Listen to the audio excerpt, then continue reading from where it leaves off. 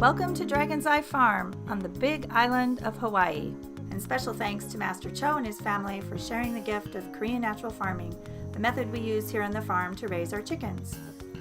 This video is intended to give you the information needed to successfully raise chickens in your backyard without a stinky mess and other foul problems.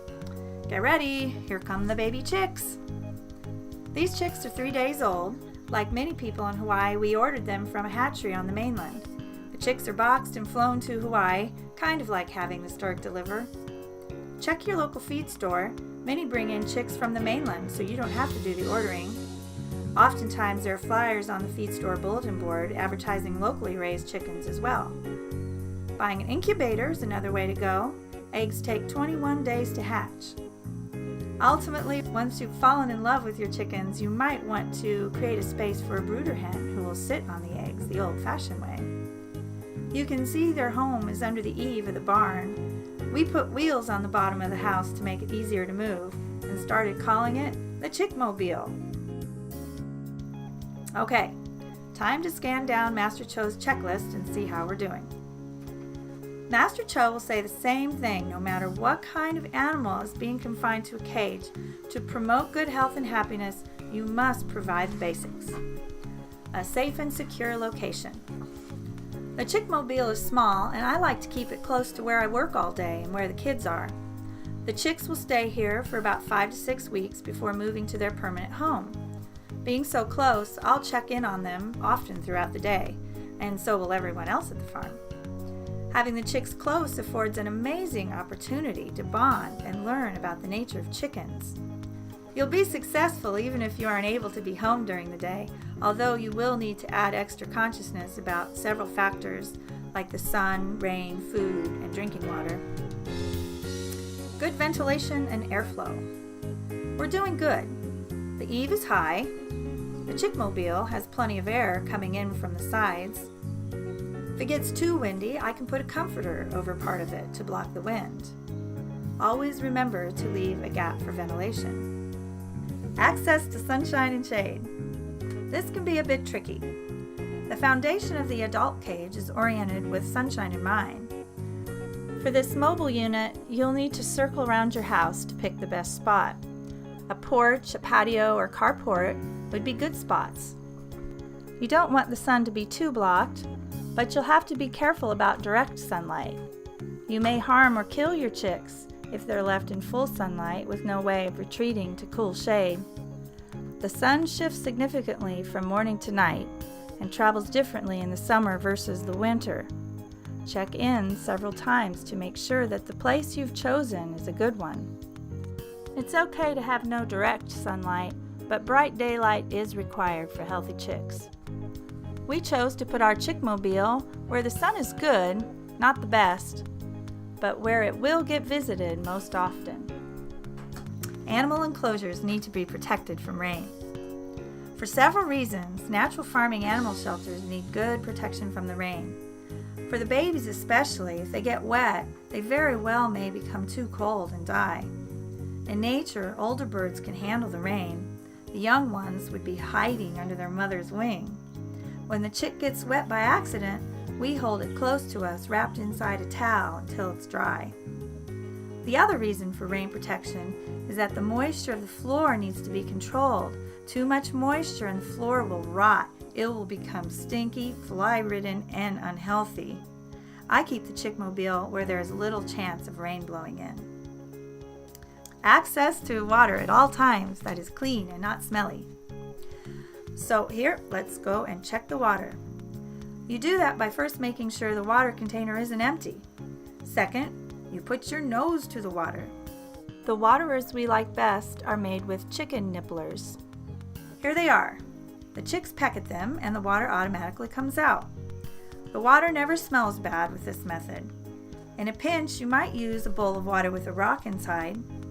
What you'll find is that the chicks scratch the bedding from the floor into the water.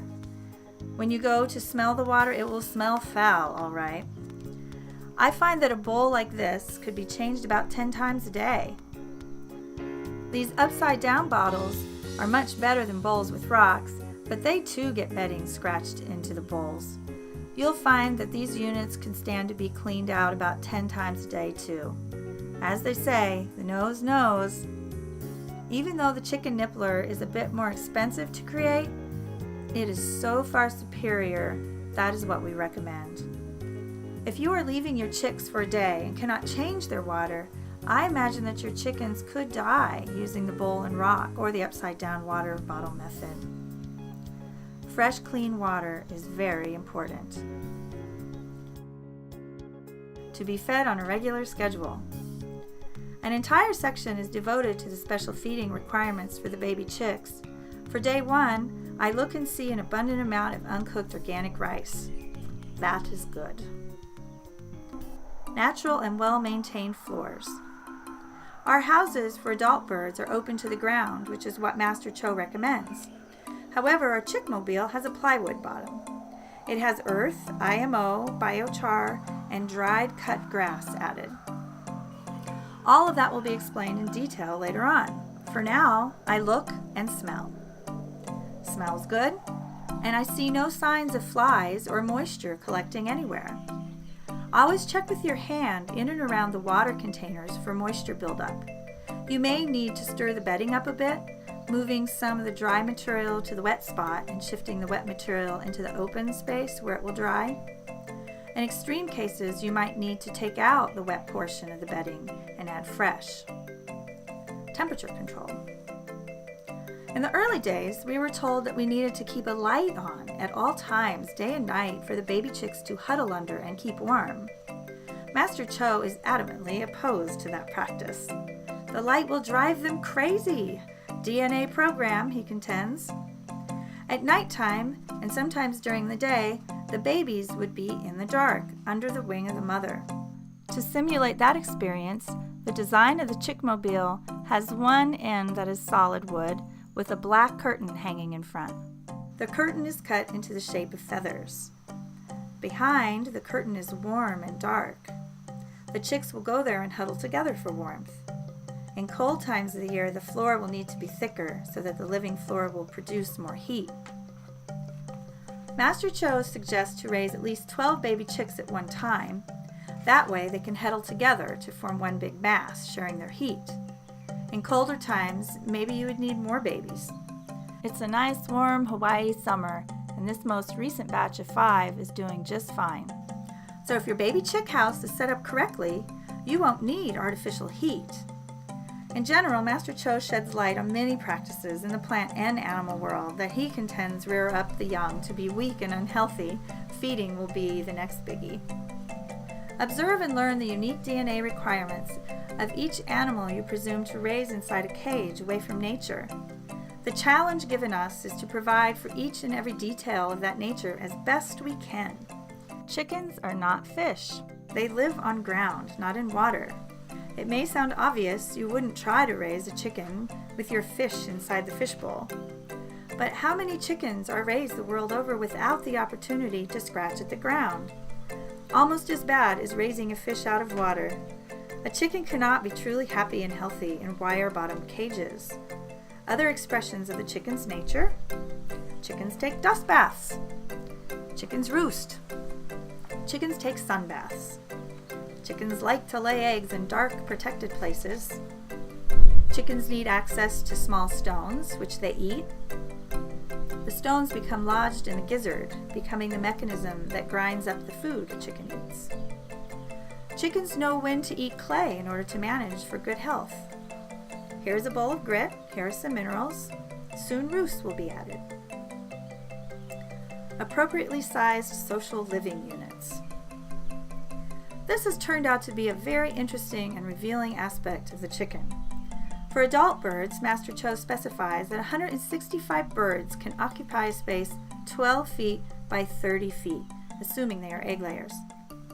Meat birds are harvested after about 10 to 20 weeks, and so they can be raised more tightly, 350 birds to a space 12 feet by 30 feet. My husband was awarded a grant from the USDA to build a unit 12 feet by 30 feet. We have managed such an operation of egg layers for about 2 years. The sizing is fine. Most of the time, a good number of the chickens seem to want to nestle close to one another, and that means there is always more than ample open space to roam and scratch. We look at the chicken happiness index, such as, are they scratching? Are they quiet for the most part? Roosting, etc. And yes, they seem very contented and happy with the space allotted. When we traveled to Korea, we visited natural farming operations managing several thousand birds in one building. How is peace and contentment accomplished in that large of space? Inside, the buildings are divided into smaller units of 12 feet by 30 feet, each adhering to all the other principles of air and sunlight requirements. I visited operations with 20,000 birds here in the States, all kept in one dark room. Even though they were organically raised, I cannot say that those chickens looked and acted happy. In an article published on Common Dreams, I read, "Scientists cry foul over the FDA's regulatory failure." The article uncovers the story of what often happens inside those huge buildings. The chickens literally become depressed. It's now becoming common to give chickens an antidepressant drug prescribed to humans. Problem is, the medication makes the chickens too tired and lazy to eat their food, so they are given caffeine chasers. Problems, problems, problems! We will not have those kind of problems with our backyard chickens. This chickmobile is 2 feet by 4 feet by 2 feet high. It is designed to raise up to 15 chicks for 4 to 6 weeks. You can see that a divide is in place. At the beginning, it is good to keep the chicks close together. As they get older, the divide will be moved, opening more space. This is how the mother would do her job, yes? Giving more and more freedoms with age. We will suggest a timeline for moving the divide. It will also become apparent when it looks like they are becoming too crowded. In order to maintain their social order, enough space must be granted. Appropriately fashioned and colored fixtures. Master Cho tells us that the color red triggers aggressive behavior in animals. Ironically, if you go to the feed store, almost all the waters and feeders are red. We've done our best to steer away from red fixtures. As an aside, Master Cho goes as far as to suggest that you don't wear red clothing into the coop. We'll be demonstrating how to build your own waterers, feeders, roosts, and egg-laying boxes from this video. Attentiveness and love. Master Cho encourages everyone, spend time with your chickens. Spend some hours just sitting and watching them. Observe and learn and enjoy. For example, you will come to understand and appreciate their need to have access to sunlight and a natural floor. Throughout the course of the day, each bird will find time to bask in the sun. They'll find a spot in the sun and lay down. It will look as though they're dying, or at least seriously injured, but they aren't. They're just basking in the sun. Master Cho suggests singing as you approach the chicken house to prepare and ease the chicken spirits and help bring you into the zone. He says that egg laying will decrease if you have unresolved anger with your spouse and bring that energy into the coop. So, finding peace within yourself is one way to love your chickens. You see why we like Master Cho. He will not tolerate cold indifference. He insists that no matter what your path in life, it is important to walk with love and identification with the world around you. And if I am to do him justice, I will remind you about love. Interested? Visit dragon'seyecenter.org for further details. You can preview the PDF and video introductions, and even pre-order your own do-it-yourself kit, which will be released to schools, libraries, and customers on July 31st, 2013. And while you're there, feel free to browse DELC's other youth, internship, and community opportunities.